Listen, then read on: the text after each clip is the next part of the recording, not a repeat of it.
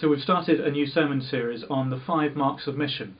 And the 5 marks of mission are something which has been used by the Anglican Church for 20 years or more, and it's a way of defining what a holistic approach to mission looks like and what it means and entails.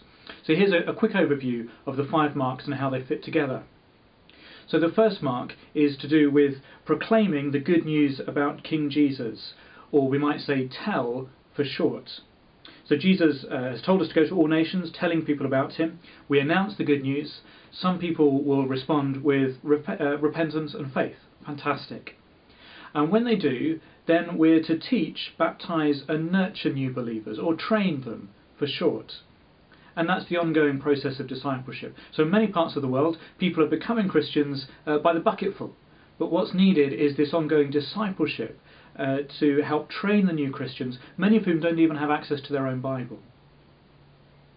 But Jesus didn't just tell us to love God with all of our heart, soul, mind and strength. He also taught us to love our neighbour as ourselves, and even to love our enemies.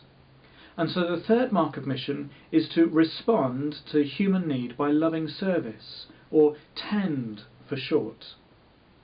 Who is our neighbour? Jesus said it's the person in need.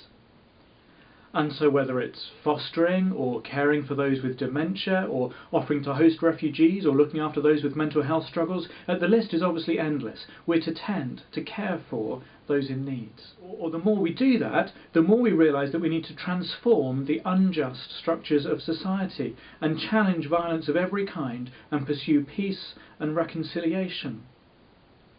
So our God is a God of justice who wants to treat everybody impartially. And so we too should be seeking to transform unjust structures. That's why one of our mission partners works with indigenous people in Argentina to help them stand up against the multinational corporations or the governments who would want to deforest their land.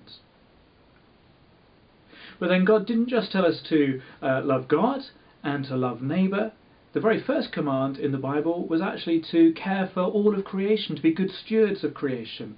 And so the final mark of mission is about striving to safeguard the integrity of creation and sustain and renew the life of the earth. Or we could say to treasure it, for short. And so the Bible doesn't just begin with Jesus' birth and end with his resurrection. It begins with creation and it ends with the renewal of all creation. That's one of the reasons that we should treasure the earth. So that's a brief overview of the 5 marks of mission.